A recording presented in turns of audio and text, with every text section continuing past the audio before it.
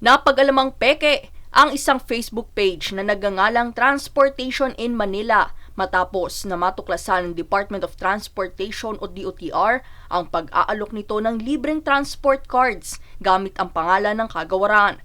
Ayon sa nasabing post, mayroon itong alok na libreng beep card bilang parte ng ika-126 na anibersaryo ng DOTR.